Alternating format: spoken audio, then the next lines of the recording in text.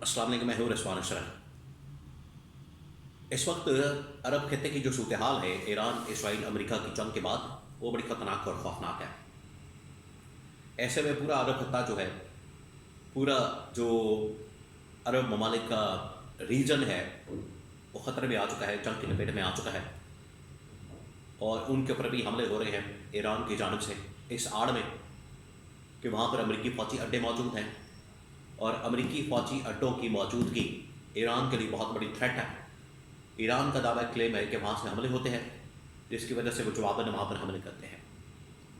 तो अब Saudi crown Prince Mohammad बिन सलमान ने शहबाज शरीफ को बुलाया, शहबाज शरीफ के साथ शाही महल के अंदर मुलाकात की है। ये जो मुलाकात हुई है, इसके अंदर शहबाज शरीफ भी मौजूद थे, इसके अंदर इसाक़ भी मौजूद थे और इसके अंदर हैरान कन तौर पर field marshal army chief general Asim Munir भी मौजूद थे। उनकी एक फ़ोटो भी जारी की गई है, एक पिक्चर जारी की गई है। तो एक तरफ 1-to-1 मुलाकात हो रही है शहबाज शरीफ के साथ, एक तस्वीर के अंदर मोहम्मद बिन सलमान शहबाज शरीफ और फील्ड मार्शल को दिखाया गया है। ऐसे मौके पर मोहम्मद बिन सलमान ने शहबाज शरीफ को क्यों बुलाया, ये सबसे बड़ा सवाल है। क्यों ज़रूरत पेश आई? और ये दूसरी मुलाकात है पिछले तकरीबन कोई हफ्ते 10 दिन के अंदर। इससे पहले जनरल आसिम मिल चुके हैं,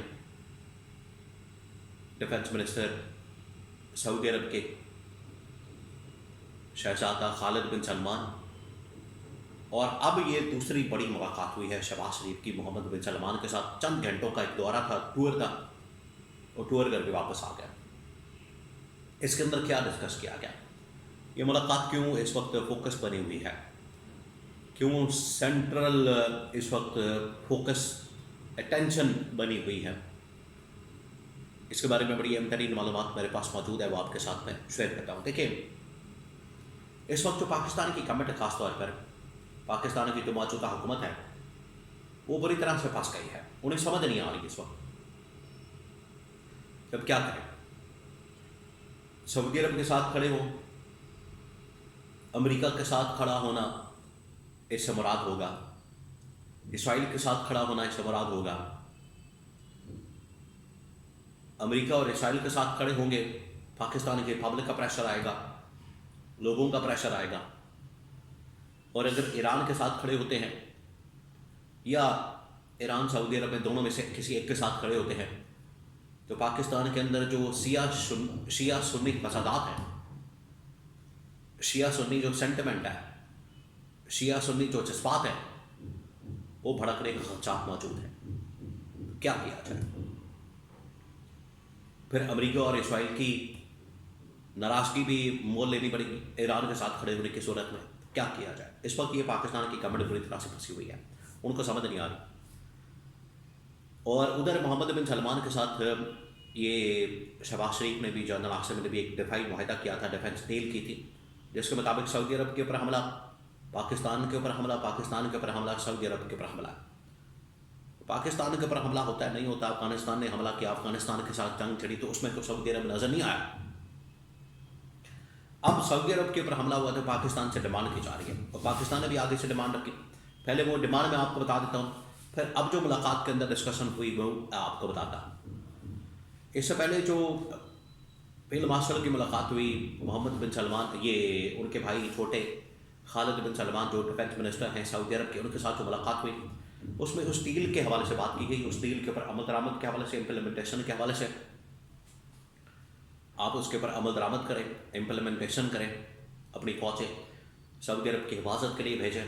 तो उसके ऊपर फिर पाकिस्तान की जानिब से ये कहा गया कि ठीक है, आप फिर हमें $5 अरब का ऑयल फराहम करें, और $5 अरब जो है 10 साल के लिए आप हमें फराहम करें, ये कहा गया।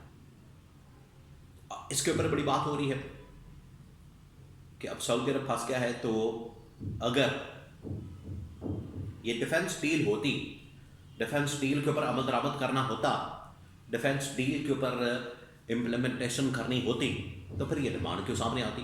ये तो डिफेंस डील, ये तो फिर मुआहदा बगैर कोई कीमत के, बगैर कोई लेन देन के। इसका मतलब है कि डील में कुछ और था, इस वक्त कुछ और डिमांड किया जा रहा है।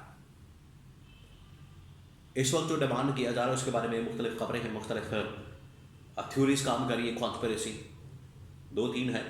نمبر 1 یہ کہ پاکستان سے اس وقت ڈیمانڈ کی جا رہی ہے، اور اب جو ملاقات ہوئی اس کے اندر بھی یہ کہا گیا، دہرایا گیا کہ پاکستان سعودی عرب کا ساتھ دے اور ایران کی مخالفت کرے، اور اگر ضرورت پڑے جس طرح سے ایران کی جانب سے سعودی عرب کے اوپر، UAE کے اوپر، عرب ممالک کے اوپر یا اسرائیل کے اوپر حملے ہو رہے ہیں، تو ایران کو کنٹرول کرنا، مینج کرنا، اس کو گھیرنا بڑا مشکل کام ہو رہا ہے اس وقت. پاکستان کی جانب سے جو گھیرنے کی کوشش کی جائے، پاکستان کی جانب سے ایران کے اندر رجیم چینج آپریشن کی کوشش کی جائے، یا پاکستان کو کہا جائے کہ فوجی اڈے فراہم کرے اور وہاں سے آپریشن لانچ کیا جائے. تو پاکستان اپنا جو بارڈر ہے وہ شیئر کرتا ہے ایران کے ساتھ، وہاں سے کوئی کارروائی کی جائے. یہ اب ڈیمانڈس ایک کانسپریسی تھیوری ہے کہ پاکستان سے ڈیمانڈ کیا جا رہا ہے، پاکستان سے یہ مطالبہ کیا جا رہا ہے کہ آپ یہ کام کریں. لیکن یہ بڑا مشکل کام ہے. آلریڈی پاکستان نے 20-25 سال جب افغانستان کی جنگ کے اندر گیا، پہلے 80s کے اندر، پھر اس کے بعد یہ 2000 سے 2020 تک،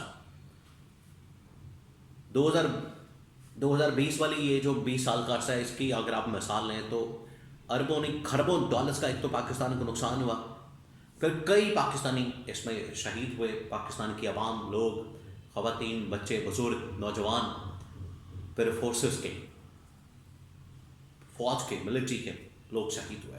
بہت بھاری قیمت ہم نے چکائی. تو پاکستان اب بالکل بھی افورڈ نہیں کر سکتا ایک تیسری جنگ کے اندر شرکت کرنے کا ایسے موقع پہ.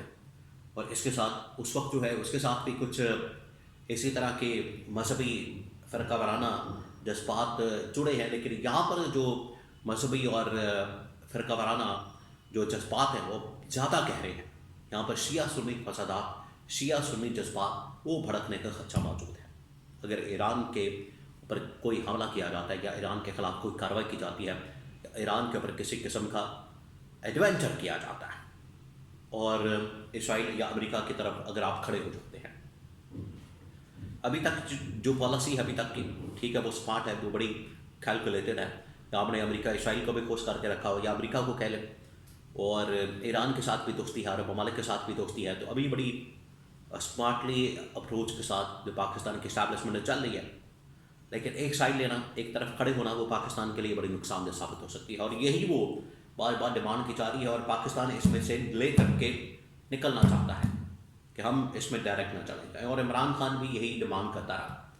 اور یہ جو 25 لاکھ پاکستانی وہاں پر رکھوا کے، اصل میں تو وہاں سے اب پاکستان چاہتا ہے کہ اس میں سے سچویشن میں سے کچھ پیسے نکلائیں، کیونکہ بڑا مشکل ہے. پیسے اب مانگیں گے، پیسے نکالنے کی کوشش کریں گے، تو پھر آپ کو سچویشن میں جانا پڑے گا. اور عمران خان کی اس اپروچ کے مطابق آپ کو پالیسی بنانی پڑے گی کہ نیوٹرل ہو کے پاکستان کے انٹرسٹ اور مفاد کے اندر پالیسی بنائیں، نہ کہ کسی ملک کے مفاد میں.